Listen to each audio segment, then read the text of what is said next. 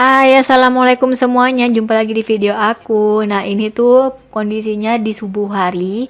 Kita itu mau sarapan ngisi perut. Berhubung karena selama berjalan aku itu mual banget, pusing banget, sampai sampai apa ya, ngebasahin tubuh aku itu pakai minyak angin, kemudian pakai fresh care, apapun itu semuanya aku taruh di leher aku supaya nggak mual, supaya nggak muntah selama perjalanan. Dan alhamdulillah aku bisa tahan itu. Dan untuk pusingnya tetap sama ya, karena kondisi aku tadi itu yang kemarin itu sudah drop banget, jadi sekarang itu benar-benar nggak fit banget gitu ya.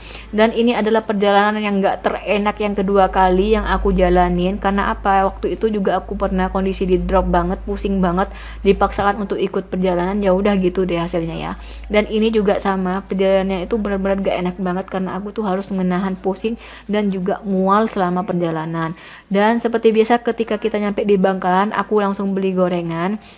Bukan gorengan sih, ini tuh nasi lauk ya, nasi lauk bebek gitu ya.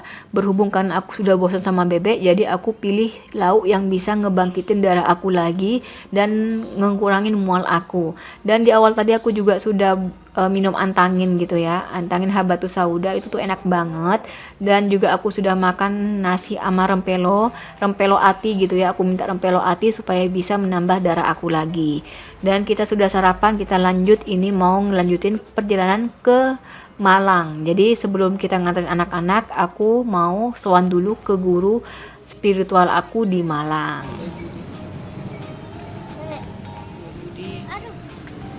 Dan ini di subuh harinya kita sudah nyampe di masjid. Masjid hampir di area Malang gitu. Anak-anak aku minta untuk mandi supaya pas saat nyampe di Malang itu mereka itu gak usah mandi lagi, karena di Malang itu airnya benar-benar dingin pakai banget gitu ya. Jadi di sini kita mandi dulu. Ini kalau nggak salah di area Porong gitu ya, sebelum kita nyampe ke Malang. Dan alhamdulillah ini jam 6 pagi kita sudah nyampe di pondok. Seperti biasa pondok di pagi hari itu masih ada pengajian subuh ya, pengajian pagi hari gitu. Kita nunggu sampai mereka bubar karena ini tuh 15 menit lagi ini tuh sudah bubar gitu ya. Dan betul saja, dan ini dia kondisi pondok pesantren kita yang ada di Malang. Ini adalah pondok pesantren yang khusus untuk anak yatim. Jadi ini tuh benar-benar bebas biaya untuk anak yatim yang benar-benar yatim, nggak punya penghasilan ya, yang benar-benar di bawah ekonominya itu benar-benar rendah banget. Ini tuh memang benar-benar dibebaskan. Jadi ini adalah solusi untuk kalian yang pengen pondok tapi nggak punya biaya sama sekali.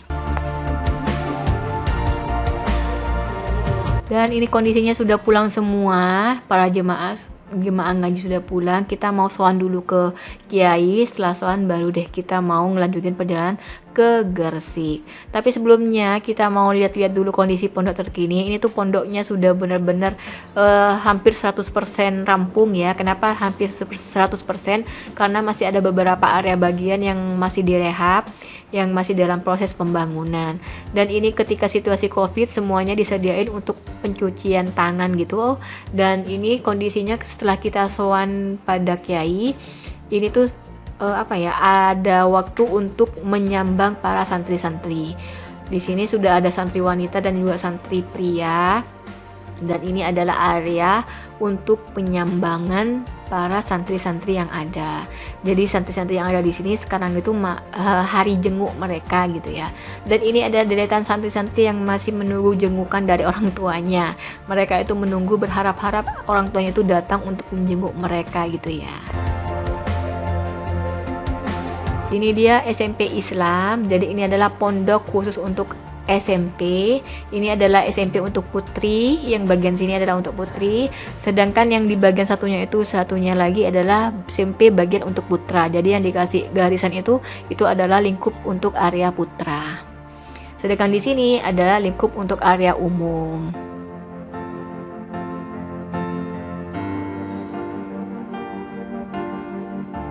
Sebelum kita pulang, kita mau jalan-jalan sekaligus mau foto-foto di area pondok. Karena kenapa, ini tuh bener-bener berubah drastis ya. Sudah hampir setahunan lebih kita gak kesini. Ternyata benar-benar berubah drastis, seperti ada kolam ini, kemudian ada taman bunga mini, dan juga beberapa area yang sudah benar-benar berbeda daripada saat terakhir kita kali kesini.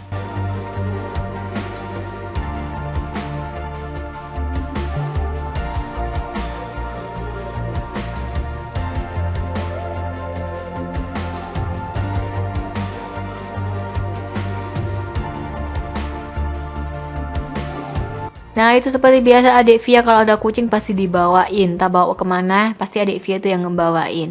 Dan ayo kita pulang. Kita akan pulang nganterin Abang Haki dan Abang Sodik untuk ke pondok pesantren.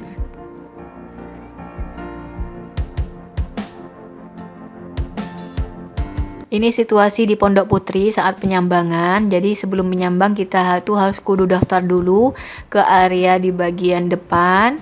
Dan ini dia kondisinya ketika kita mau pulang. Senang banget ya ketika ngelihat orang tua itu menyambangkan anak-anaknya di pondok pesantren gitu ya, ngasih makanan sambil cerita-cerita.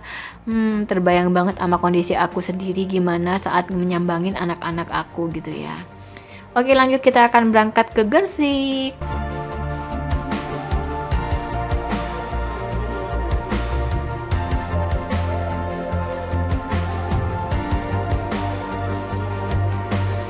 Alhamdulillah kondisi aku sudah lumayan fit ya. Juga mungkin karena efek tadi aku juga pagi itu sudah sarapan apa sih antangin gitu ya.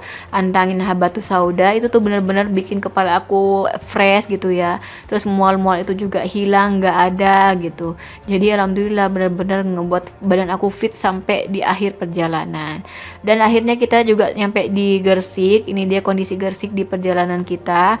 Berhubung karena sekarang itu Abang Haki Abang Sudik sebenarnya itu masuk, tapi kita juga telat datang nyampe nya di sini. Jadi ya udah deh kita nganterin anak-anak tanpa mereka itu ke sekolah. Dan ini ada titipan dari ibu pondok, katanya sih pengen minta beliin keripik dari Sumenep sebagai apa sih suguhan untuk para orang tua atau para tamu-tamu yang ngelayat ya di pondok pesantren. Jadi ya udah kita anterin sesuai dengan permintaan ibu pondok.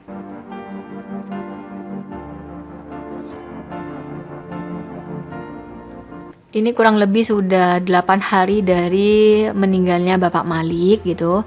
Jadi di sini masih berduka ya. Dan pada saat kita pulang pun yang nemuin kita itu bukan Bu Malik sendiri, tapi anaknya yang pertama. Mungkin Ibu Malik masih gak kuat ya kalau masih nerima tamu untuk menjelaskan beberapa pertanyaan dari para tamu-tamunya. Jadi ya kita harap maklum. Semoga untuk keluarga dari Bu Malik sendiri dan juga anak-anaknya yang ditinggalkan itu bisa tabah dan sabar dalam menghadapi cobaan ini. Sip, bagus abang. Ya. Titip Haki sama Sudik. Bagus. Sip. Udah, bentar lagi pulang lagi. Ya. Tuh. Alhamdulillah sekarang itu anak-anak gak nangis lagi karena kita kasih challenge bagi anak-anak yang gak nangis. Pada saat kita pulang kita mau kasih uang sebagai hadiahnya.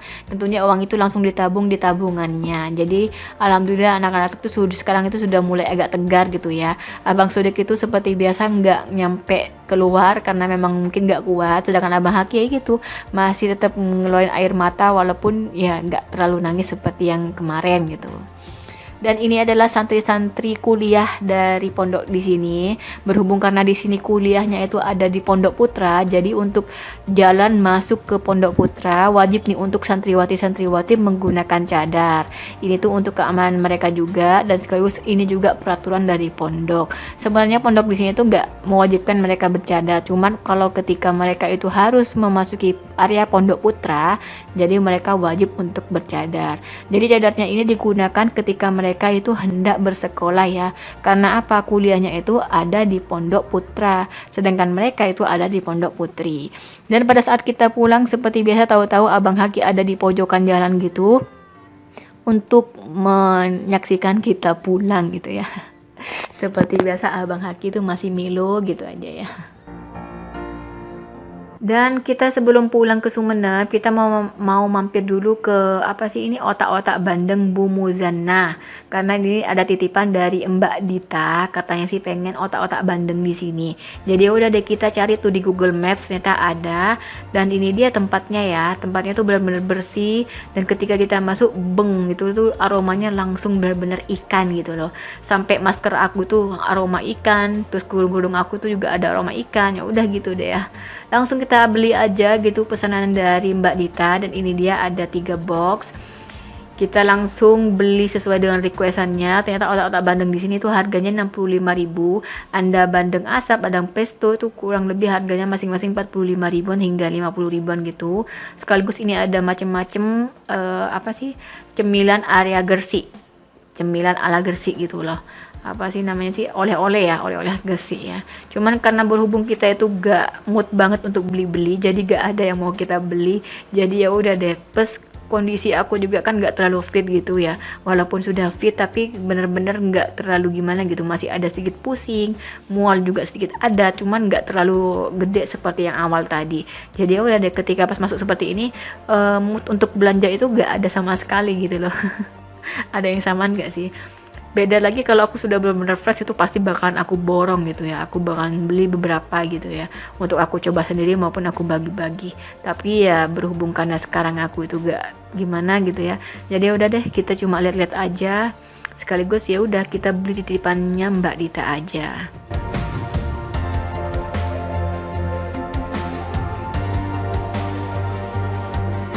Dan pada saat kita pulang menuju ke Madura, di sini tuh ada tradisi antar pengantin gitu ya, begini ya. Di pinggir jalan tuh rame banget sampai macet gitu ya. Oke, seperti biasa ya, sebelum pulang kita mampir dulu ke Bebek Suramadu supaya mereka-mereka yang nitip-nitip juga bisa mendapatkan khas Suramadunya. Oke, sampai jumpa di video selanjutnya. Wassalamualaikum warahmatullahi wabarakatuh. Bye bye.